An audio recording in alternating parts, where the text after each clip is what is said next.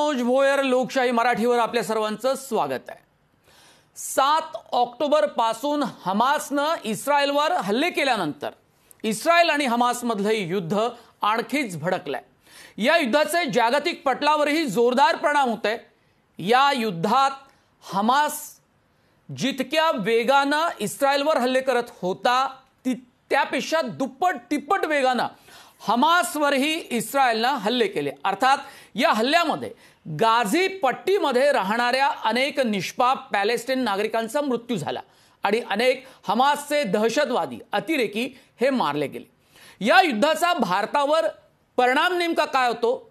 इस्रायलच्या पाठीशी भारत उभा राहिल्यानंतर आंतरराष्ट्रीय स्तरावर त्याचे नेमके कोणते पडसाद उमटतात आपण पाहूया या लोकशाही मराठीच्या विशेष कार्यक्रमात।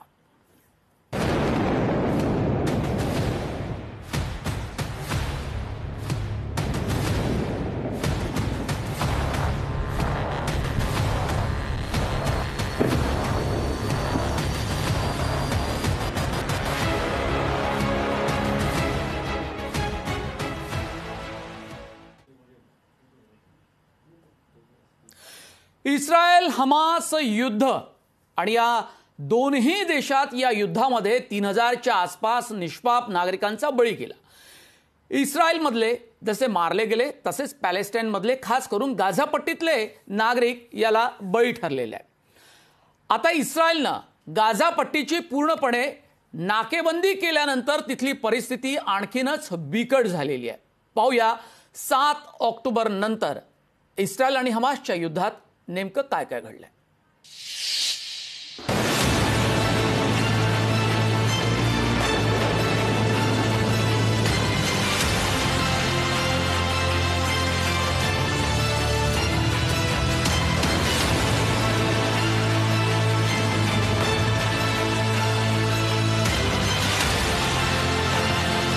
हमासनं इस्रायलवर हल्ला केल्यानंतर तिसऱ्या दिवशी इस्रायलनं गाझा पट्टीची सगळ्या बाजूनी नाकेबंदी करण्याची घोषणा केली। आधी हमासनं रॉकेट हल्ले चढवले आणि त्यानंतर इस्रायलनं गाझाचं अन्न, पाणी आणि वीज पुरवठा तोडून बॉम्ब हल्ले सुरू केले। मुंबईच्या निम्मा आकार गाझाचा आहे, पण तिथं साधारण 20 लाख लोक राहतात आणि त्यामुळे गाझाच्या नियंत्रणावरून इस्रायल आणि पॅलेस्टाईनमध्ये सतत युद्ध आणि संघर्ष पाहणारा हा प्रदेश आहे।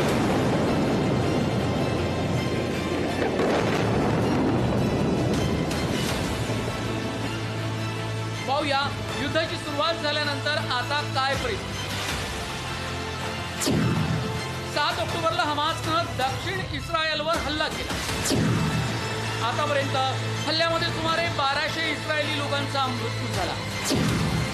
इस्रायलनं गाझा पट्टीवर केलेल्या हल्ल्यात 1500 पॅलेस्टाईनचे नागरिक ठार झाले। 9 ऑक्टोबरला इस्रायलच्या संरक्षण मंत्र्यांनी गाझा पट्टीला वेढा घातला। पाणी, वीज, इंधन, अन्न सगळं काही रोखल्याची इस्रायलची घोषणा। इस्रायलनं केलेल्या नाकेबंदीमुळे तेथील परिस्थिती अधिकच बिकट झाली। गाझामध्ये राहणाऱ्या लोकांकडे असणाऱ्या अन्नाचा साठा आता कमी होतोय। युद्धातून वाचण्यासाठी गाझा पट्टी सोडून जाण्याचा प्रयत्न केला जातोय। लोकांसमोर या उद्भवलेल्या परिस्थितीमुळे फारसे मार्ग आता उपलब्ध नाहीयेत। जगातील सर्वाधिक लोकसंख्येची घनता असणाऱ्या प्रदेशामध्ये गाझाचा समावेश आहे। गाझाच्या एकूण लोकसंख्येपैकी सुमारे 75% जास्त लोकांची निर्वासित म्हणून नोंद केली गेली आहे। गाझा पट्टीत जीवाच्या भीतीनं स्वतःचं घर सोडून पळून जावं लागलेल्या विस्थापितांची संख्या आता 2 लाखांपर्यंत पोहोचली आहे। यापैकी अनेकांची घरं इस्रायलनं केलेल्या हवाई हल्ल्यामुळे उद्ध्वस्त झाली आहेत। संयुक्त राष्ट्रांच्या आकडेवारीनुसार गाझामध्ये राहणाऱ्या सुमारे 13 लाख लोकांना पुरेसं अन्न मिळत नाहीये। अन्नाची गरज भागवण्यासाठी आयातीवर अवलंबून असणाऱ्या या लोकसंख्येला मदतीची गरज आहे। गाझा पट्टीत राहणाऱ्या 80% लोकांना आंतरराष्ट्रीय मदतीची गरज होती आणि आता इस्रायलनं केलेल्या नाकेबंदीमुळे तेथील परिस्थिती अधिकच बिकट झाली आहे। ब्युरो रिपोर्ट, लोकशाही मराठी।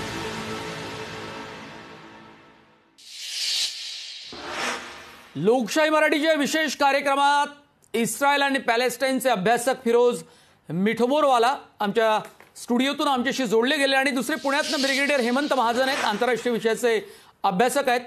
दोन्ही मान्यवरांचं खूप खूप स्वागत. सर्वप्रथम मी जातो आहे ब्रिगेडियर हेमंत महाजन यांच्याकडे. आताची गाझा पट्टीतली एकंदरीत आपण स्थिती पाहिली ती अत्यंत भयावह आहे. हमासनं इस्रायलवर हल्ले केल्यानंतर आणि तेही रॉकेटने, आणि आता जे काही व्हिडिओ गेल्या काही दिवसांपासून सातत्यानं पुढे येत आहेत त्यात आतंकवादी दहशतवादी संघटनेचा क्रूर चेहरा हा पुढे येतोय, जे व्हिडिओ सर्व जगभर व्हायरल होताना आपल्याला पाहायला मिळत आहेत. पण मुळात ही परिस्थिती का उद्भवली?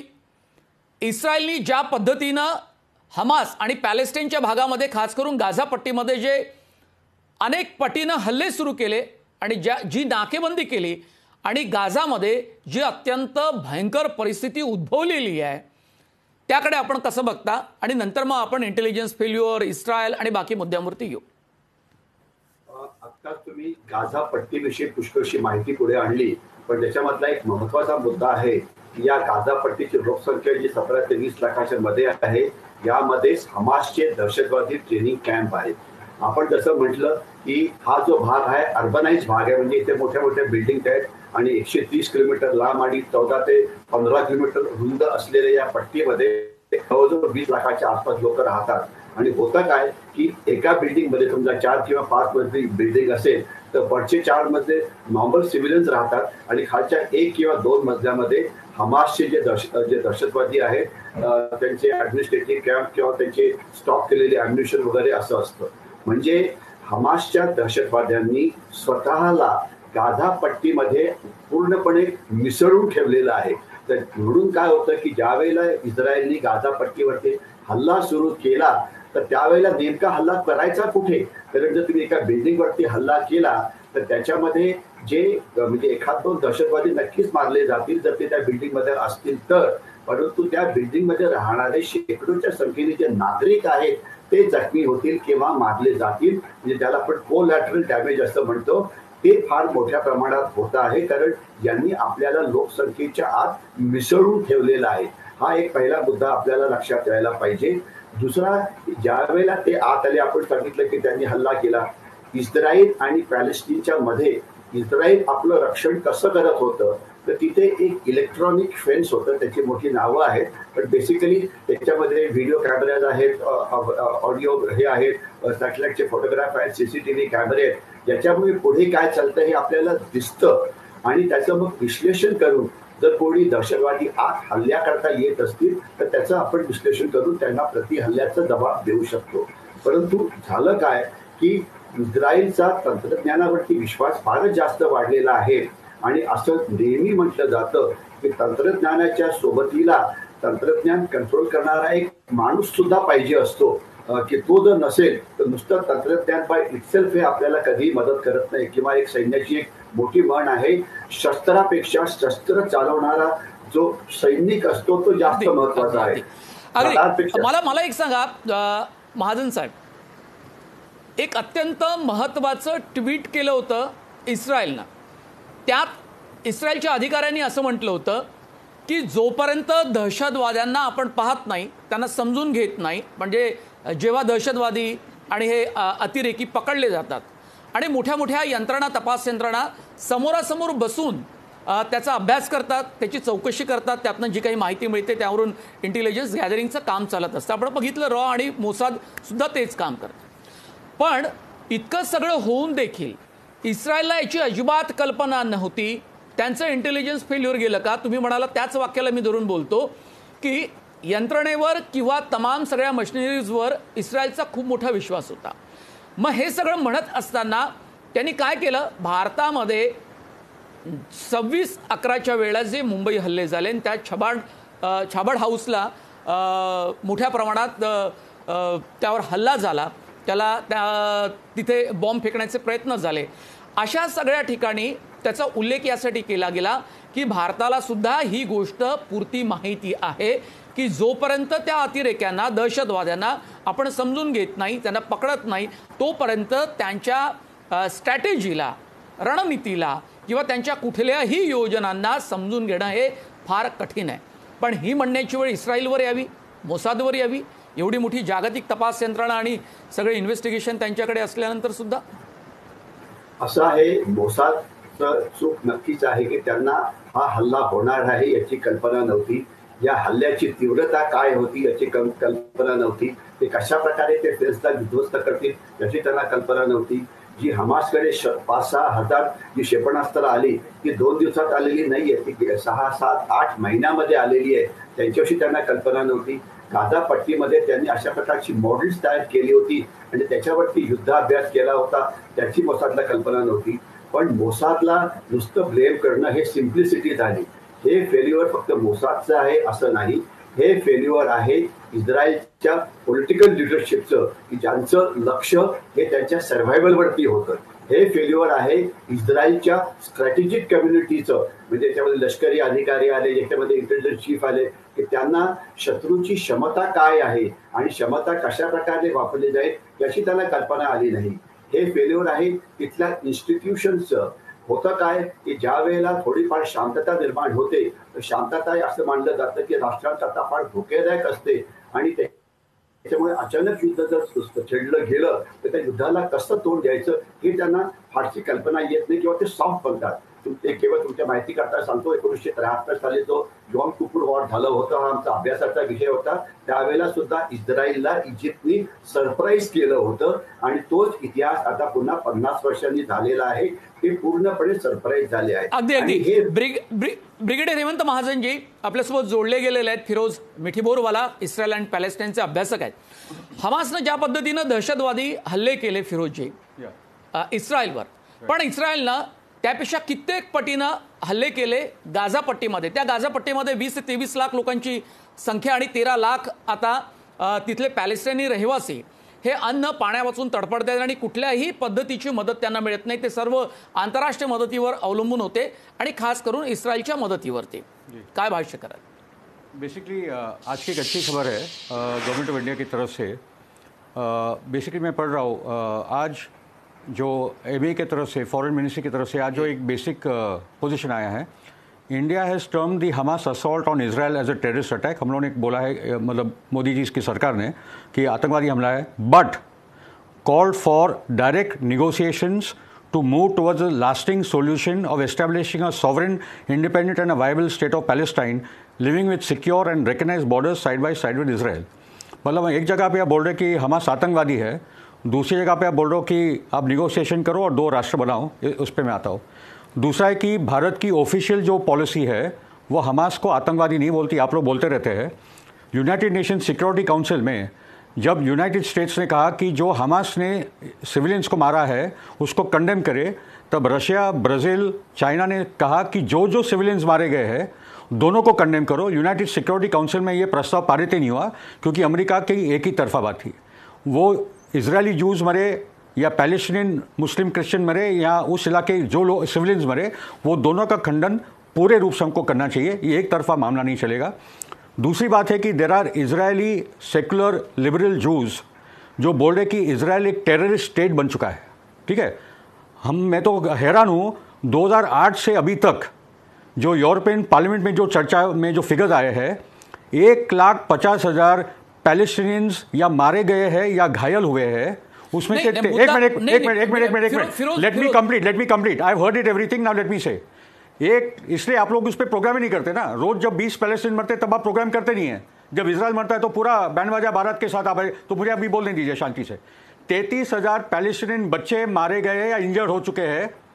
तो ये पूरी पोजीशन है पैलेस्टाइन की. उसके साथ this is about 100 years of provocation. 1917 से लेकर अभी तक आपने जो पैलेस्टाइन को एक सॉवरेन कंट्री को, जो यूरोपियन जूस ने ब्रिटेन के मदद से इस पूरे इलाकों को टेक ओवर किया, ये बेसिक इशू है ऑक्यूपेशन और एक नेशनल लिबरेशन स्ट्रगल का. ये मुद्दा तो आपका आया नहीं है. Basically Palestine, historic Palestine. और आप समझ लीजिए कि 1967 मतलब यासर अराफात का पीएलओ ने बड़ा कॉम्प्रोमाइज किया 1987-88 में, जहाँ कहा कि हम लोग 2 राष्ट्र के निर्माण के लिए तैयार हैं. ओस्लो अकॉर्ड्स हुए 93 में. 99 तक पैलेस्टीन स्टेट बनना था. अराफात ने सब कुछ किया जो उन्होंने बोला था. उसके बाद क्या होता है कि वेस्ट बैंक में 5 लाख यहूदी सेटलर्स को बचाया जाता है क्योंकि आपको 2 राष्ट्र बनाने नहीं है. बुनियादी मुद्दा है ऑक्यूपेशन, बुनियादी मुद्दा है जो गाजा को 25 लाख ने आपको घेर के रखा है, जेल में डाल दिया आपने। It is an open air prison come concentration camp. इतना भयंकर हालात किसी की आबादी की नहीं है। 16 साल से पूरा घेर कर रखा है। ये जेल कभी ना कभी टूटने वाला था, वो टूट चुका है। नंबर 1 ये है कि the root cause is the occupation. 24 घंटे में इसको सॉल्व हो सकता है। आज गवर्नमेंट ऑफ इंडिया ने बोल दिया है निगोशिएशन करो, यूएन रेजोल्यूशंस का पालन करो, वो मुद्दे पे आना चाहिए। नहीं तो हम लोग हर हफ्ते बैठेंगे, इन्होंने इतना मारा, और दूसरी बात कि ना फतह, ना PLFP, ना कोई भी देश, ना आजकल मीडिया, ना CNN या BBC इनको मिलिटेंसी बोल रहे, कोई आतंकवादी नहीं बोल रहा है। क्योंकि अगर कोई स्टेट इन सिविलियंस को मारता है तो उससे ज्यादा किसी ने ना इन्होंने मारा, इजराइल ने मारा है, अमेरिका ने मारा है, ब्रिटेन ने मारा है, फ्रांस ने मारा है। That is the reality. जो इंपीरियल कंट्रीज है जिन्होंने मिलियन्स को मार डाला है, तो वो स्टेट टेरर की बात भी ब्रेक लेने का समय आ गया जी। तुमचं जे काही म्हणणं आहे ते आम्ही समजून घेतोय। आम्हाला कुठे इस्रायलचं समर्थन करायचं नाही त्यांनी केलेल्या गोष्टीची, कारण गेल्या 15 वर्षापासून सातत्यानं या पॅलेस्टाईन आणि इस्रायल आणि शिवाय हमासमध्ये युद्धजन्य परिस्थिती अनेकदा निर्माण झालेली आहे। कोण चूक, कोणाचा बरोबर, कुठला देश कोणाच्या बाजूला आहे, या सगळ्या गोष्टींचा आपण विचार करणारच आहोत। खरं तर मी या चर्चेच्या दुसऱ्या टप्प्यामध्ये भारत आणि इस्रायलचे संबंध कसे होते आणि कसे आहेत, पॅलेस्टाईनमध्ये कोण गेलं होतं आणि पॅलेस्टाईनचा भारताशी कसा इंदिरा गांधींच्या काळापासून संबंध आहे आणि नेहरूंची भूमिका सुद्धा त्यावेळी कशी होती, हे सर्वच मुद्दे आपण चर्चेच्या दुसऱ्या भागात चर्चेला आपण घेणार होतो। पण वेळ झाली एका ब्रेकची आणि त्यानंतर आपण सुरुवात करणार आहोत इस्रायल आणि भारताच्या संबंधावर।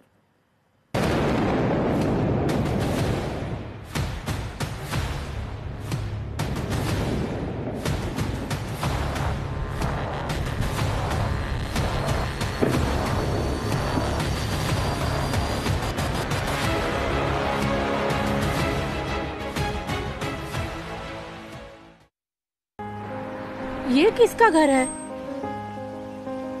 माँ, अपना ही घर है। आओ। अपना घर तो बिल्कुल नया हो गया बेटा। हाँ माँ, घर में राजयोग आया है। भूमी ब्युटी सोप मध्ये जर्म प्रोटेक्शन कसं? Try Dettol skin care. यामध्ये आहे आर्गन ऑइल, 2X मॉइश्चरायझर्स जे स्किनला ठेवतात सॉफ्ट, सोबतच डेटॉलचे प्रोटेक्शन आणि दरवळणारा सुगंधही। डेटॉल स्किन केअर, ब्युटी आणि प्रोटेक्शनचा परिपूर्ण संयोग। मशीन चालू केलं, त्याचा परिणाम होईपर्यंत माझं काम होईल। आक्रमण! एवढ्या पटकन? हे कोणतं नवीन रिफिल आहे? हे आहे स्मार्ट प्लस टेक्नॉलॉजीसह नवीन मॉर्टिन, इंडियाचा फास्टेस्ट फॉर्म्युला जो डासांपासून सुरक्षा सर्वात लवकर आणि सर्वात वेगाने देतो। Most smart and safe Morton. वहिनी, लॉटरी लागली आहे का? नवीन टॉयलेट? लॉटरी तर लागली आहे या टॉयलेटची। छोटू हार्पिक फक्त 44 मध्ये मिळतो। 2 महिन्यांपर्यंत टॉयलेट चमकवतो। म्हणजे डिटर्जंट पेक्षा चांगली सफाई, डिटर्जंट पेक्षा कमी किमतीत येते। आता मी पण हार्पिक वापरेन। लायझॉल फिनाइल पेक्षा बेटर झालं तर स्वतःचं नाव बदलून टाकेन। चला सगळ्यात आधी क्लिनिंग टेस्ट करूया। आहे ना लायझॉल स्वच्छतेसाठी 10 पट उत्तम? जंतू मारण्यात फिनाइलच जिंकेल।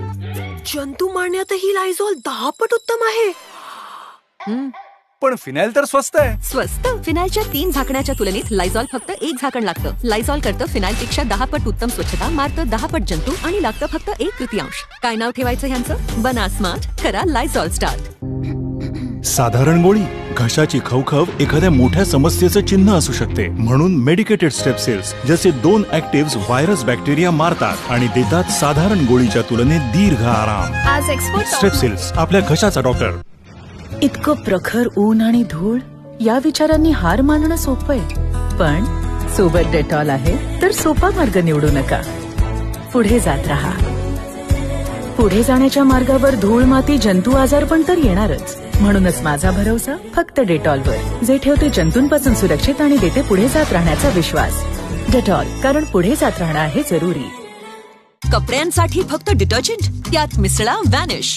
का? कारण व्हॅनिशमुळे मिळतात 3 पट जास्त फायदे। त्यातील लाखो ऑक्सिजन बबल्सची शक्ती करते डाग गायब, रंग ब्राईट आणि कपड्यांचे आयुष्य लॉंगर। 3 पट जास्त फायदे व्हॅनिशमुळे। किती स्मूथ आहे, कसं? दाखवते। मग डोळे का बंद करत आहेस? जेणेकरून मी ते उघडू शकेन। हेअर रिमूव्हल क्रीम आणि इतका चांगला सुवास इम्पॉसिबल. काही नवीन आहे का? पॉसिबल आहे. बीट आता झाले आहे बीट प्युअर. त्याच्या शुद्ध सुधारित फॉर्म्युला मध्ये आहेत नॅचरल एक्स्ट्रॅक्ट्स आणि हे डर्मॅटॉलॉजिकली टेस्टेड आहे. इतकं मुलायम. उघडले ना डोळे? बीट आता आहे beet puree. Just eat it. हे काय आहे? डेटॉल. यामुळे काय होईल? काही नाही होणार. यामुळे काय होईल? यामुळे काही नाही होणार. जेव्हा डेटॉलने काही नाही होणार, मग रोज डेटॉल का वापरतात? यासाठी की आजार पसरवणारे जर्म्स आपल्यापासून दूर राहिले तरच त्यांच्यापासून आपल्याला काही नाही होणार. ज्या घरांमध्ये डेटॉल दररोज वापरले जाते तिथे लोक कमी आजारी पडतात. आपल्या लोकांची सुरक्षा रोज डेटॉल जरासे. Red, yellow, white, yellow, yellow, yellow, yellow. मुलाची काही चूक नाहीये. ब्लीचने धुतले म्हणजे बेरंग आणि नुकसान. नवीन वॅनिश क्रिस्टल व्हाईट ठेवते कपड्यांना नव्यासारखे 50 धुण्यानंतर सुद्धा. Vanish crystal white. Get the natural skin-like feeling with Durex Real Feel, India's most advanced material condoms. Good morning sweetheart. ये तो कूटे ग्रुप डेयरी के गुड मॉर्निंग घी की बात कर रहे हैं. ये है काउ मिल्क से बना दानेदार घी. इसमें है विटामिन ए, डी, ई और बीटा कैरोटीन जो इम्यूनिटी बढ़ाए और इसका वैदिक प्रोसेस मनमोहक खुशबू दे जाए. गुड मॉर्निंग दानेदार घी बाय द कूटे ग्रुप, कीपिंग मैनकाइंड हैप्पी.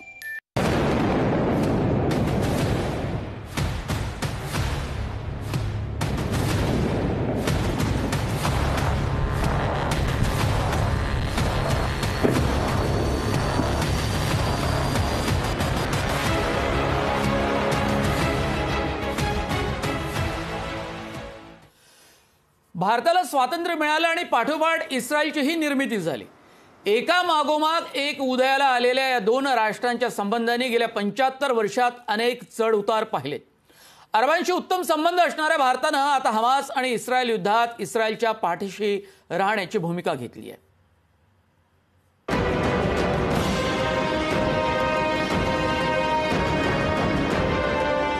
गेल्या 75 वर्षात भारत आणि इस्रायल या दोन्ही देशांच्या संबंधात अनेक चढउतार आले. अरबांशी उत्तम संबंध असणाऱ्या भारतानं आता हमास आणि इस्रायल युद्धात इस्रायलच्या पाठीशी राहण्याची भूमिका घेतली आहे. भारत आणि इस्रायल यांच्यातील राजनैतिक संबंधाचा इतिहास फार मोठा नाही. भारतानं इस्रायलची स्थापना झाल्यानंतर लगेचच त्याला स्वतंत्र देश म्हणून मान्यता दिली नाही. नंतर भारतानं इस्रायलला मान्यता तर दिली, पण तरीही या दोन्ही देशांचे राजनैतिक संबंध मात्र त्यावेळी प्रस्थापित झाले नाही. त्या काळात भारताचे अरब राष्ट्रांशी चांगले संबंध होते. याच देशांमधून भारत आपली ऊर्जेची गरज भागवत होता. याशिवाय भारतीय लोक मोठ्या संख्येनं या अरब देशांमध्ये काम करत होते आणि ते भारताला परकीय चलन पाठवण्याचे एक महत्त्वाचे स्रोत मानले जात होते. दुसरीकडे शीतयुद्धाच्या अंतानंतर जगाचं चित्र बदलत होतं. इस्रायल आणि अमेरिका भारताच्या लष्करी गरजा पूर्ण करू शकत होते, पण शीतयुद्धापासूनच भारताचे अमेरिकेशी संबंध सामान्य नव्हते. त्यामुळे इस्रायलला भारताला लष्करी शस्त्रे पुरवण्यासाठी अमेरिकेची परवानगी आवश्यक होती, कारण हे दोन्ही देश मिळून संयुक्तपणे शस्त्र बनवत असत. याच काळात पश्चिम आशियामध्ये शांतता प्रस्थापित करण्याची प्रक्रिया ही सुरू झाली होती आणि भारताला त्यात सहभागी व्हायचं होतं. अशा परिस्थितीत भारतानं 23 जानेवारी 1992 साली इस्रायलशी राजनैतिक संबंध बनवण्याचा निर्णय घेतला. अटल बिहारी वाजपेयी भारताचे पंतप्रधान झाले. त्यानंतर इस्रायल सोबतचं भारताचं नातं अधिक घट्ट झालं. वाजपेयींच्या कारकिर्दीतच इस्रायलची आर्थिक, सामरिक, विज्ञान, तंत्रज्ञान आणि कृषी अशा अनेक क्षेत्रात महत्त्वाचे करार झाले. रशियानंतर आज इस्रायल हा भारताला सर्वात मोठा शस्त्र पुरवठा करणारा देश बनला. जुलै 2017 मध्ये पंतप्रधान नरेंद्र मोदी यांनी इस्रायलला भेट दिली आणि इस्रायलला भेट देणारे ते पहिलेच भारतीय पंतप्रधान ठरले. ब्युरो रिपोर्ट, लोकशाही मराठी. खरं तर इंदिरा गांधींच्या काळामध्ये पॅलेस्टियन नागरिकांशी आणि तिथल्या सगळ्या प्रमुखांशी, खास करून यासेर अराफत यांच्यासोबत फारच भारताचे उत्तम संबंध होते आणि त्यानंतर एका अत्यंत वेगळ्या परिस्थितीमध्ये भारताला इस्रायलचं समर्थन करण्याची ही वेळ आली होती. आपण पाहिलं हेमंत महाजन की फिरोज मिठीबोरवाला यांनी वेगवेगळ्या घटनांचा आधार घेतलेला आहे. वेगवेगळे संदर्भ त्यांनी या चर्चेत दिलेले आहेत. त्यात त्यांची अत्यंत वेगळी भूमिका आहे. अर्थात 1967 साली एक युएननं रिझोल्युशन युनोनं पास केलं होतं आणि त्यानंतर 2 राष्ट्रांचा दर्जा देण्याच्या संदर्भात ज्या हालचाली झाल्या त्या पुढे जाऊ शकल्या, पण त्यानंतर फारसं काही हातात लागलं नाही. या संदर्भात आपण काही भाष्य करू शकाल? आता जे फिरोजजी बोलले ती अतिशय एकतर्फी अशी भूमिका होती. मला काही वेळा असं वाटलं की ते युनायटेड नेशन सिक्युरिटी काउन्सिलमध्ये पॅलेस्टिनचं नेतृत्व करून त्यांचा पक्ष मांडतायत. मला वाटलं ते एकतर्फी पण त्याच्यात जास्त जाणार नाही. मला असं सांगायचं आहे, कुठल्याही राष्ट्रांशी किंवा कुठल्याही समुदायाशी जेव्हा आपण संबंध निर्माण करतो तर त्याच्या वेळेला सर्वात महत्वाचं असतं आपलं राष्ट्रीय हित, म्हणजे भारताचं हित. तर भारताचं हित म्हणजे काय, आणि परराष्ट्र धोरणामध्ये ब्लॅक आणि व्हाईट असं नसतं की ज्यात तुम्ही आमच्या बाजूने किंवा तुम्ही आमच्या विरुद्ध, तुम्ही दुसऱ्याच्या थोड्या बाजूने असू शकता, थोडं एकत्र असू शकता. म्हणजे भारत हे पॅलेस्टाईनशी सुद्धा चांगले संबंध ठेवून आहे आणि भारत इस्रायलशी सुद्धा चांगले संबंध ठेवून आहेत. आपल्या फॉरेन मिनिस्ट्रीने क्लिअर केलेलं आहे की जे इस्रायल म्हणजे जे पॅलेस्टीनचं स्टेट आहे त्याला आपली मान्यता आहे. आपण हमास आणि पॅलेस्टीन हे एक नाहीये. हमास हा पॅलेस्टीनमधला एक दहशतवादी गट आहे ज्याला इराणची एक शिया स्टेट आहे त्यांची मदत आहे. तर तो एक वेगळा गट आहे. तसे अजून इतर गट पण आहेत, हिजबुल्ला वगैरे, पण तो आज विशेष चर्चेचा नाही. आणि इस्रायलचे जो संबंध आपला आहे, इस्रायलकडनं आपल्याला अनेक गोष्टी मिळतात. त्याच्यामध्ये सामरिक मदत आहे, शस्त्राची मदत आहे वगैरे. तर मला एवढंच म्हणायचं आहे की आपण याच्यामध्ये बघायला पाहिजे की आपलं राष्ट्रीय कशामध्ये आहे. आपण पॅलेस्टीनला पण मदत करतोय, पॅलेस्टीन लोकांचे पण हाल व्हायला नको, ते स्टेट पण बरोबर राहायला पाहिजे. त्याबरोबर तो दहशतवादी हल्ला झाला होता त्याला प्रत्युत्तर हे देणार आहे, पण ते प्रत्युत्तर देणं काही फारसं सोपं नाही. आणि या सगळ्या अभ्यासामध्ये आपल्याला सगळ्या जगाचं नेतृत्व करायची काही गरज नाही. आपण एवढं बघावं की आज जे 18,000 भारतीय तिथे आहेत त्याच्यामध्ये 4-5 हजार जे आहेत ते म्हणजे वेगवेगळ्या इंडस्ट्रीमध्ये, आणि जास्त भारतीय जे तिथे आहेत त्या म्हणजे हेल्थ प्रोव्हायडर, म्हणजे त्याला काय म्हणायचं की म्हाताऱ्या माणसांना मदत करण्याकरता वगैरे ते आहेत. आणि ते तिथे जातात कारण त्या भागामध्ये त्यांना इस्रायलच्या देशमध्ये त्यांची म्हातारी लोकसंख्या खूप जास्त आहे, त्यांना काळजी करायला पुरेसे माणसं मिळत नाहीये. तर भारतीयांना ज्यांना भारतात नोकरी मिळत नाही त्यांना तिथे जाऊन पुष्कळ चांगले पैसेही कमावता येतात. एवढंच नव्हे तर आपल्या अनेक सेक्टर्समध्ये इस्रायलची कोऑपरेशन सुरू आहे.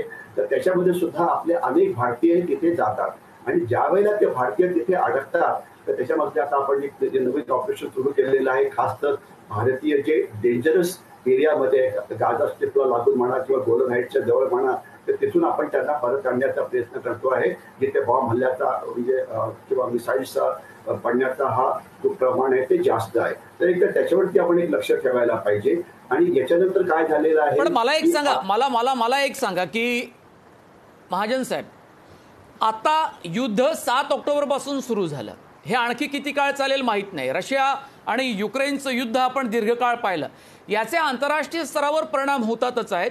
पण या पॅलेस्टाईनमध्ये किंवा इस्रायलमध्ये राहणारे जे इतर देशातले नागरिक आहेत ते भयभीत झाले. त्यांच्या सुटकेसाठी आणि त्यांचा बचाव करण्यासाठी आणि त्यांना सुरक्षित स्थळी घेऊन जाण्यासाठी ते देश प्रयत्न करतायत. भारत सुद्धा प्रयत्न करतो. आपल्या भारतातल्या अनेक IT कंपनीचे कर्मचारी तिथे काम करतायत. परिस्थिती रशिया युक्रेन युद्धाची जशी झाली होती आणि त्याची झळ इतर देशांना बसली होती, तशीच झळ इतर देशांमधल्या नागरिकांना तिथे बसते. हा एक मुद्दा आहे.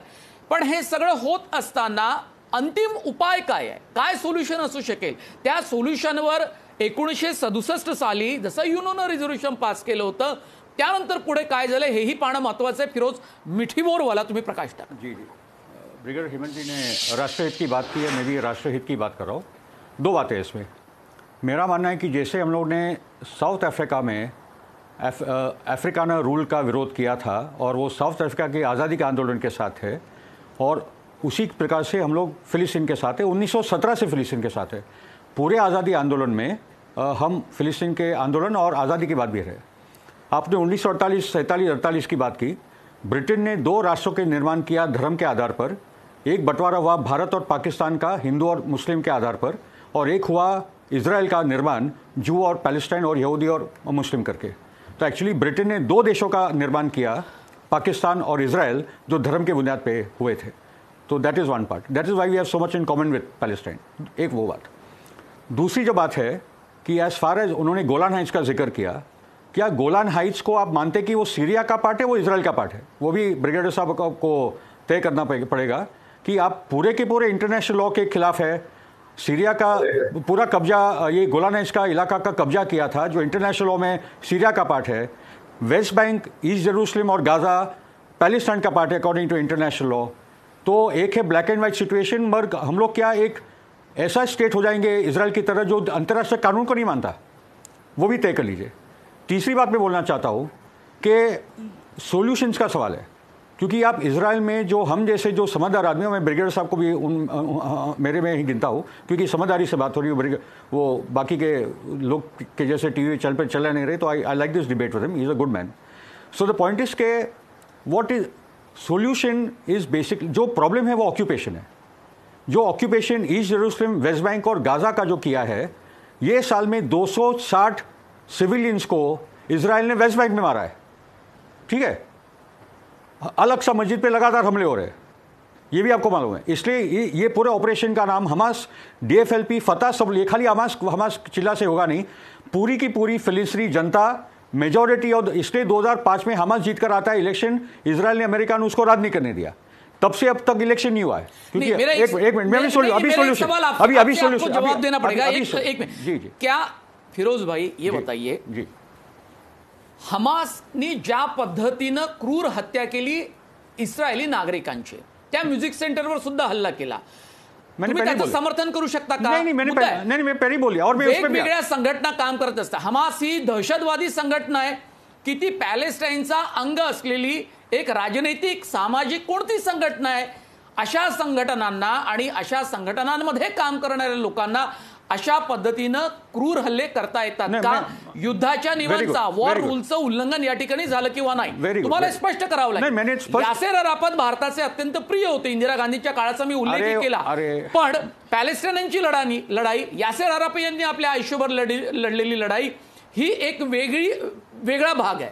पण हमास ज्या पद्धतीनं आता वागतो आहे, ज्या पद्धतीनं त्यांचे व्हिडिओ पुढे येत आहेत, त्याचं आपण समर्थन करू शकतो का? हा सर्वात महत्वाचा मुद्दा आहे। बाकी पॅलेस्टाईनची लढाई ही लढाई आपल्या जागी आहे आणि ती कायम राहणार। मैंने उसी पे बोल दिया था।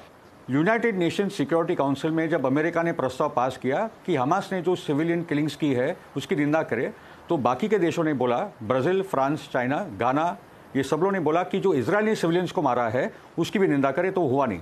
तो इधर दोनों आतंकवादी है या कोई भी आतंकवादी नहीं है, दोनों ने सिविलियंस को मारा और इजराइल ने ज़्यादा सिविलियंस को मारा है। वो गिनती कर लीजिए आप, मैं आपको सब फैक्ट्स दे सकता हूँ, ये सब किताबें मैं 2-2, 4-4 लेकर आई हूँ आपके लिए, ये पूरा मैं आपको दिखा सकता हूँ, ठीक है। Number 1। Number 2, what I am saying is कि जो इजरायली जूस जो बात बोल रहे हैं, इजरायली कम्युनिस्ट पार्टी का स्टेटमेंट आज पढ़ लीजिए, वहाँ के सेकुलर जूस का स्टेटमेंट पढ़ लीजिए कि बुनियाद है ऑक्यूपेशन, उसको सॉल्व करिए, प्रॉब्लम सॉल्व हो जाएगा। 16 साल के आपने जेल में बंद कर रखा था, अभी लोग निकल पड़े, जेल की दीवारें टूट चुकी है। Now I am coming to the solution because you don't have too much time. इसका सॉल्यूशन पे आना पड़ेगा, क्योंकि आज जाके गवर्नमेंट ऑफ इंडिया ने कहा है कि 2 स्टेट का निर्माण होना चाहिए, नहीं तो मोदी जी ने तो खाली ट्वीट कर दिया इजराइल के साथ है और आतंकवाद की बात की थी, मगर आज जाके मिनिस्ट्री ऑफ फॉरेन अफेयर्स ने 1 हफ्ते के बाद फाइनली एक पोजीशन लिया है कि एक 2 स्टेट सॉल्यूशन का निर्माण होना चाहिए। तो ये सॉल्यूशन क्या है? 1967 में रेजोल्यूशन 242 यूएन बोलता है कि 2 स्टेट बनाओ, और मैंने इसलिए कहा कि यासर अराफत को भी आतंकवादी बना के रखा था, by the way Nobel prize दिया, जब वो पूरी बात माना नहीं इजराइल की, वापस उनको आतंकवादी बना दिया। तो आतंकवाद कौन है? फ्रीडम फाइटर, ये उनका चलता रहता है। क्या अराफत को आतंकवादी नहीं बनाना था? नेल्सन मंडेला आतंकवादी थे, उसको नोबेल प्राइज दिया, बाद में 2008 में अमेरिका ने उसका हटाया 2008 का आतंकवाद का खिताब। तो ये जो सिंपलिस्टिक पूरा है ना, इसमें मत पड़िए आप। मैं बोला ने CNN BBC उनको मिलिटेंट बोलता। I am coming to the solution now. Solution है 2 राष्ट्र का निर्माण, सेक्शन 242, 338 आर्टिकल वो जो है, उसके साथ 87-88 में पूरा PLO को बिठाकर अराफात ने मंजूरी करवा दी थी कि 2 राष्ट्र का निर्माण होगा। ऑस्लो करार हुए जो 99 तक 2 राष्ट्र बनने थे, मगर आपने 5 लाख यहूदी को वेस्ट बैंक की से बसा दिया। आप उनको बुलडोजर चला रहे हो, उनके खेतों को नष्ट कर रहे हो, उनके कुएं में आप सीमेंट डाल रहे हो, आप उनके घरों में घुस कर निकाल रहे हो। ये वीडियो आप कभी बताते नहीं है, आपको बताना चाहिए, मैं आपको सब भेज दूंगा अगर ईमानदारी की बात है। दोनों साइड क्या क्या कर रहे हैं, और इजराइल कर रहा 90%, हमास वगैरह कर रहे 5%, दैट इज द रियलिटी। बाद में अरब लीग ने क्या किया? 2002 में सऊदी ने एक इनिशिएटिव लिया कॉल दी अरब लीग इनिशिएटिव। उन्होंने कहा कि पूरा अरब लीग इजराइल को रिकॉग्नाइज करेगा, आप 2 स्टेट सॉल्यूशन के लिए मान गए। इजराइल ने माना नहीं, that is the reality. Bar bar Palestine ने हमास भी 2 स्टेट सॉल्यूशन के लिए मान चुका है, हमारे कुछ भारत के पत्रकार जाके मिले थे वो टाइम में हमास के लीडर को, वो बोले हम भी 2 स्टेट सोल्यूशन के लिए तैयार है। तो पॉइंट इज के इजराइल अपने आप को इतना सुपीरियर मानता है, अमेरिका का गुंडा, एक बड़ा गुंडा बैठा उसके साथ, उसके एयरक्राफ्ट कैरियर वहां चुके हैं, तो वो दोनों ने मिलकर तय लिया, ब्रिटेन फ्रांस जो इंपीरियल पावर्स है, बसाया किसने? ब्रिटेन ने उसको बसाया इधर, यूरोपियन जूस को लाया गया, मारा गया आपको यूरोप में, हिटलर ने बर्बादी की। आप वो पूरी आबादी को आराम से कनाडा, ऑस्ट्रेलिया, अमेरिका में बसा सकते थे, वो टाइम के आपने वीजास पे पाबंदी डाली, 20,000 वीजाज अमेरिका के लिए, 10,000 वीजा ऑस्ट्रेलिया के लिए। आपने एक बेबस यहूदी लोग को जिसने आपने यूरोप में लगातार सता रहे हैं, आपने उनको डाल दिया इधर जो उनकी भूमि नहीं है।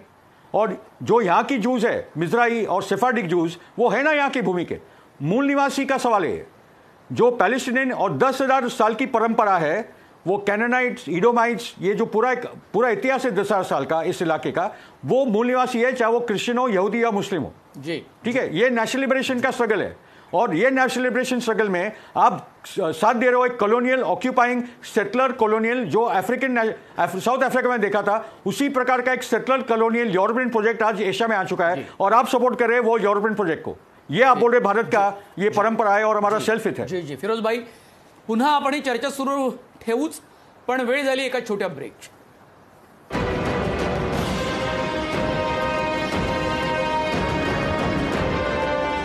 गेल्या 75 वर्षात भारत आणि इस्रायल या दोन्ही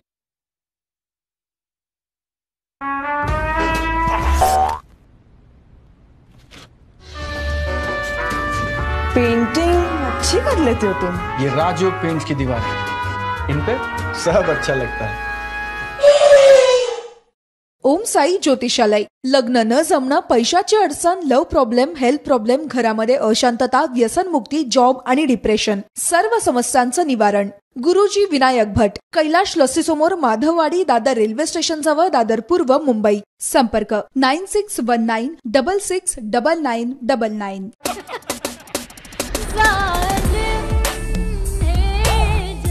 रोज घडे त्याला कोण रडे? रोज यूज करा कॉलिन ग्लास, मेटल, मार्बल साठी। कॉलिन, प्रत्येक वस्तू चमकते रोज, चमकही सुगंधही। नवीन 2-in-1 कॉलिन लेमन। मुलांनो, लंच टाइम, हात धुवून घ्या। सवय तर चांगली आहे, पण साबण शेअरिंग केल्यामुळे होऊ शकतं जर्म शेअरिंग, म्हणून डेटॉल हँड वॉश। ह्याचा प्रत्येक स्पर्शहीन थेंब देतो सामान्य साबणाच्या तुलनेत 10 पट उत्तम जर्म प्रोटेक्शन। उचला सुरक्षिततेचं योग्य पाऊल, डेटॉल हँड वॉशिंगचा एक्सपर्ट। आज पाहूया बाथरूम स्वच्छतेत कोण जिंकेल, मेहनत सिंग की नवीन हार्पिक बाथरूम क्लीनर। मेहनत पाहूयाच। डिटर्जंटने खूप रगडा तरी डाग राहून जातात, पण नवीन दाट हार्पिक बाथरूम क्लीनर सहजपणे करतो 10 पट जास्त स्वच्छ। वाह, इतकी चमक। आजच आणा नवीन हार्पिक बाथरूम क्लीनर, जास्त थिकर, स्वच्छता आणि मेहनतीची न फिकर। लायझॉल फिनाइल पेक्षा बेटर झालं तर स्वतःचं नाव बदलून टाकेन। चला क्लिनिंग टेस्ट करूया। आहे ना लायझॉल स्वच्छतेसाठी 10 पट उत्तम। पण फिनाइल तर स्वस्त आहे। स्वस्त? फिनाइलच्या 3 झाकण्याच्या तुलनेत लायझॉल फक्त 1 झाकण लागतं। लायझॉल करतं फिनाइलपेक्षा 10 पट उत्तम स्वच्छता, मारतं 10 पट जंतू आणि लागतं फक्त 1/3। बना स्मार्ट, करा लायझॉल स्टार्ट। तुम्हाला अधिक चांगले हवे आहे म्हणून वीट पूर्वीपेक्षा अजून चांगला झाला आहे। वीट झाला आहे वीट प्युअर, ज्यात ॲलोवेरा, क्युकंबर आणि ग्रीप सीड ऑइल यांचे नॅचरल एक्स्ट्रॅक्ट्स आहेत। एक उत्तम नवीन सुगंध। नवा वीट प्युअर डर्मॅटॉलॉजिकली टेस्टेड आहे, जो देतो smooth moisturised glowing skin. Choose Veet pure. साधारण गोळी घशाची खवखव एखाद्या मोठ्या समस्येचं चिन्ह असू शकते, म्हणून मेडिकेटेड स्ट्रेप्सिल्स जसे 2 ऍक्टिव्ह्ज व्हायरस बॅक्टेरिया मारतात आणि देतात साधारण गोळीच्या तुलनेत दीर्घ आराम। आज एक्सपर्ट स्ट्रेप्सिल्स, आपल्या घशाचा डॉक्टर। डासांमुळे डेंग्यू मलेरिया पसरायला वेळ लागत नाही। आजारपणापासून वाचण्यासाठी स्मार्ट प्लस टेक्नॉलॉजीसह नवीन मॉर्टिन, इंडियाचा फास्टेस्ट फॉर्म्युला, जो डासांपासून संरक्षण सर्वात लवकर आणि सर्वात वेगाने देतो। More smart and safe Morton. कपड्यांसाठी फक्त डिटर्जंट, त्यात मिसळा व्हॅनिश। का? कारण व्हॅनिशमुळे मिळतात 3 पट जास्त फायदे। त्यातील लाखो ऑक्सिजन बबल्सची शक्ती करते डाग गायब, रंग ब्राईट आणि कपड्यांचे आयुष्य लॉंगर। 3 पट जास्त फायदे व्हॅनिशमुळे। आता ब्लॉक ड्रेन क्लिअर करण्यासाठी उकळतं पाणी आणि प्लंजरच्या जागी भरोशाच्या हार्पिकचा ड्रेन एक्सपर्ट। हे ब्लॉक ड्रेन मध्ये टाका, हे चिकटपणा आणि केस काढून सहजपणे ड्रेन उघडतं। ड्रेन क्लिअर करण्यासाठी आणा फक्त हार्पिक ड्रेन एक्सपर्ट। मोठी ऑफर, आता डेटॉल प्रोमो पॅक वर मिळवा मॅक्सिमम संरक्षण आणि मॅक्सिमम बचत। ऑफर डेटॉलच्या सर्व मल्टीपॅक्स वर।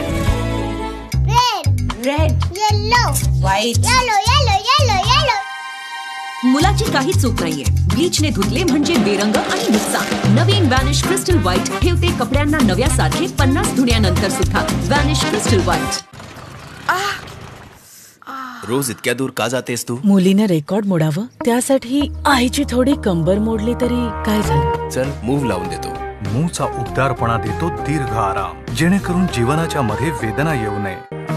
आता मिळवा मूव स्प्रे 35 ग्राम वर 15 ग्राम अगदी मोफत.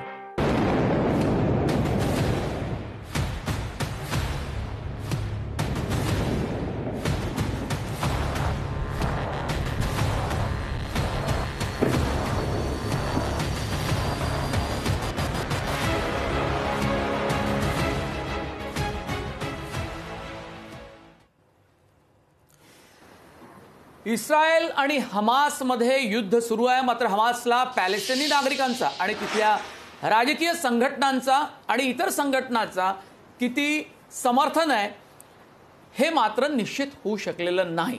हमास आणि इस्रायल या युद्धामध्ये किती पुढे जातील आणि हे युद्ध कुठे थांबेल आणि तिथला जो मानवीय छळ सुरू आहे तो कधी संपेल असे अनेक प्रश्न जगासमोर आवासून उभे आहेत. पुन्हा एकदा जाऊया ब्रिगेडियर हेमंत महाजन यांच्याकडे. मुद्दा इतकाच आहे की हे युद्ध किती काळपर्यंत सुरू राहील आणि या युद्धामध्ये कोणीतरी मोठ्या प्रभावी राष्ट्रानं देशानं मध्यस्थी करण्याची गरज आहे किंवा नाही आणि UN ही संघटना यामध्ये किती महत्त्वाचा रोल अदा करू शकते, भूमिका अदा करू शकते. असं आहे, युद्ध जे होत आहे याच्यामध्ये निरपराधी नागरिक खूप मोठ्या प्रमाणात मारले जात आहेत. युद्ध हे थांबलंच पाहिजे. युनायटेड नेशन्स सिक्युरिटी काउन्सिल असो की जगातले इतर मोठे देश असो यांनी दोघांवर पाठीवरती दबाव टाकून ते युद्ध थांबवायला पाहिजे. याच्यात कोणाच्या मनात शंका नको. आणि सोल्युशन काय आहे याच्यावरती गेले 100 वर्ष चर्चा सुरू आहे. सोल्युशन सगळ्या जगाला माहिती आहे पण ते इम्प्लिमेंट होऊ शकत नाही. हाच मुख्य प्रॉब्लेम आहे. तर दोन्ही साईडला जे पाहिजे ते ते देऊ शकत नाही. पण ते जाऊ दे. तुम्ही हा युद्ध हा शब्द पुन्हा पुन्हा वापरतात. ऍक्च्युली युद्ध नाहीये, हा एक दहशतवादी हल्ला होता ज्यामध्ये त्यांनी 150-160 लोकांना कॅप्चर केलं, ते फ्रेंड्स हे केलं वगैरे. आणि दुसऱ्या पहिले 24 ते 48 तास असं म्हणता येईल की जसा आपला 26 अकराचा हल्ला झाला होता आणि तो 2 ते 3 दिवस चालला होता तशा प्रकारचा हल्ला होता. पण दुसऱ्या तिसऱ्या दिवशीपासून तो हल्ला थांबलेला आहे. आता जे सगळं चाललंय ते एकतर्फीच आहे. 160-170 ज्यांना पकडलेलं आहे इस्रायलच्या नागरिकांना, त्यांना इस्रायल सोडवण्याचा प्रयत्न करते. आणि त्याच्याशिवाय इस्रायलचा प्रॉब्लेम काय आहे की इस्रायलची जी सैन्य आहे हे स्टँडिंग आर्मी नाही आहे. त्यांचं फक्त 1/3 सैन्य हे स्टँडिंग असतं आणि बाकीचं 2/3 हे रिझर्विस्ट असतं. म्हणून इस्रायलचा जो पहिला रिस्पॉन्स असतो तो असतो हवाई दलाच्या मदतीने, हेलिकॉप्टर्सच्या मदतीने, मिसाईल्सच्या मदतीने. तर यांनी केलेलं आहे. मगाशी मी म्हटलं होतं की हमासचे जे बेसिस आहेत हे सगळे लोकसंख्येच्या आत घुसलेले आहेत. त्याच्यामुळे त्यांच्यावरती हल्ला करून नेमकं त्यांना कसं मारायचं हे सोपं नसतं. पण एक दावा केला जातोय की हमासचा जो नंबर 2 होता त्याची पूर्ण फॅमिली मारली गेली वगैरे. की ते खरं खोटं ते आता काही सांगता येत नाही. परंतु आता जे सर्वात महाभयंकर होणार आहे ते म्हणजे इस्रायलचा ग्राउंड अटॅक. ग्राउंड अटॅक त्याच्यामध्ये रणगाडे, चिरकती वाहनं, आर्टिलरी हे सगळे घेऊन ते पूर्ण जे आता होईल की ते पूर्ण पॅलेस्टीनला बर्बाद म्हणजे पॅलेस्टीनचा जो उभा राहणारा भाग आहे त्याला केलं जाईल. आणि आता हे जे हमासचे जे समजा 1000-1500 त्यांची संख्या मानली तर 2000 कमी जास्त होऊ शकते. तर हे मला एक सांगा, गाझा पट्टीमध्ये राहणाऱ्या पॅलेस्टाईन नागरिकांना पूर्णपणे नष्ट करणं किंवा तिथे नरसंहार होणं हा एक अंतिम उपाय असू शकतो? हा अंतिम उपाय अर्थातच नाहीये. इस्रायलचे प्राईम मिनिस्टर पुन्हा पुन्हा म्हणतात की तुम्ही गाझा पट्टी सोडून जा आणि इतर भागात जा. आपण जर गाझाचा नकाशा बघितला असेल तर 2च ठिकाणून ते बाहेर जाऊ शकतात. एक त्यांची सीमा इजिप्तला आणि दुसरी समुद्राच्या बाजूला. अगदी फिरोज मिठीबोरवाला एक शेवटचा प्रश्न आपल्यासोबत आहे चर्चेमध्ये, बोला. नहीं, basically I take off from where brigadier साहब वेंट ऑन. इस किस्म के हल्ले गाज़ा पर 5 बार इसराइल कर चुका है, लैंड वॉर भी कर चुका है, हर बार इसराइल हार कर निकल चुका है. आपको याद होगा ब्रिगेडियर साहब को कि 2000 में भी 1982 to 2000 साउथ लेबनान को ऑक्यूपाई थे इसराइल ने. हिजबुल्लाह ने उनको लड़कर फाइनली इसराइल को वहाँ से हटा लिया. इसराइल सन 2000 में हारा, सन 2005 में हारा, सन 2006 में उसने वापस लेबनान पे हल्ला किया. पूरी हवाई जहाज, लैंड वॉर, 20,000 की सेना, मेरकावा टैंक सब लेकर वापस हार गए थे. उसके बाद 2008 से लेकर अभी तक 5 वॉर गाज़ा पे कर चुका है उसकी हिम्मत नहीं हुई, लैंड वॉर की भी कोशिश की, हर बार हारा है। Israel as a military power is a finish story. Bharat का कोई राष्ट्रहित नहीं है इस किस्म के एक आतंकवादी राष्ट्र के साथ खड़ा होने में, ये मैं स्पष्ट बोल रहा हूँ, क्योंकि ब्रिगेडियर साहब कंटिन्यूज विद on narrative, I will come with my narrative. उसके साथ बात है कि अभी जो खतरा है, पूरे विश्व को जो खतरा है, वो है कि अमेरिका की एयरक्राफ्ट कैरियर मेडिटेरेनियन दरिया में आ चुकी है। वहाँ गाज़ा, वो जो लेबनान का जो हिस्सा है जिसको शीबा फार्म बोलते हैं, जो बेसिकली लेबनीज टेरिटरी है, वहाँ हिजबुल्लाह ने अपना ऑपरेशन शुरू कर चुके हैं। सीरियन आर्मी गोलान हाइट्स में प्रवेश कर रही है, क्योंकि वो ऑफिशियली सीरियन टेरिटरी है, जो ब्रिगेडियर साहब ने अब तक वो आपको बात नहीं बोली है। और उसके साथ वाईनेट न्यूज़ जो इजरायली अखबार है, वहाँ इजराइल ने वार्निंग दी हिजबुल्लाह को कि अगर आपने लैंड वॉर के दौरान, जब मैं साउथ में हूँ, अगर आपने वहाँ से हमला किया तो अमेरिका आप पे हमला करेगा। तो इजरायली रेजिस्टेंस ने, इराकी ने बोला है रेजिस्टेंस ने कि अगर अमेरिका ने कोई रोल प्ले किया तो हम सब अमेरिका के जो ठिकाने उसको टारगेट करेंगे। So point is either we work to the political solution और वी कीप ऑन टॉकिंग। और आपको और भी बता दो ब्रिगेडियर साहब, ये पूरे इजरायली नैरेटिव है कि ह्यूमन शील्ड की बात, ये पूरी गलत बात है। हमास का जन आधार है, और आप वहां की जनता से बात कर लीजिए, जनता से बात कर लीजिए। वो इलेक्शन जीता है, अभी भी जीतेगा, इलेक्शन करवा के देख लीजिए। आपकी पूरी रिपोर्टिंग इजरायली नैरेटिव है, पूरी झूठी है, वो मैं आपको बता रहा हूं। पण ठीक आहे, या चर्चेत इस्रायलची बाजू आणि भारताचे इस्रायल सोबत असणारे संबंध आणि त्याचे नेमके कोणते फायदे या परिस्थितीत आहे, हेही सुनील महाजन या हेमंत महाजन यांनी सांगितलं। आणि दुसरीकडे पॅलेस्टाईनची पण आपली एक बाजू दीर्घ काळापासून आहे, तीही तुमच्यामुळे फिरोज मिठीबोरवाला तुमच्यामुळे पुढे येऊ शकली। दोन्ही मान्यवरांचे खूप खूप धन्यवाद। या चर्चेच्या कार्यक्रमात इथेच थांबतो। बातम्यांसह घसाच सुरू राहील, कुठे जाऊ नका।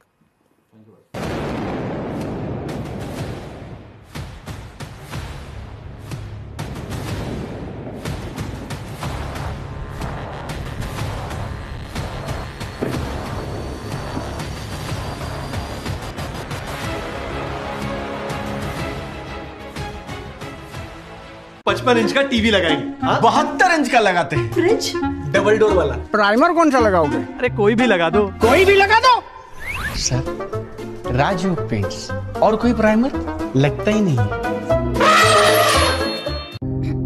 साधारण गोळी घशाची खवखव एखाद्या मोठ्या समस्येचं चिन्ह असू शकते, म्हणून मेडिकल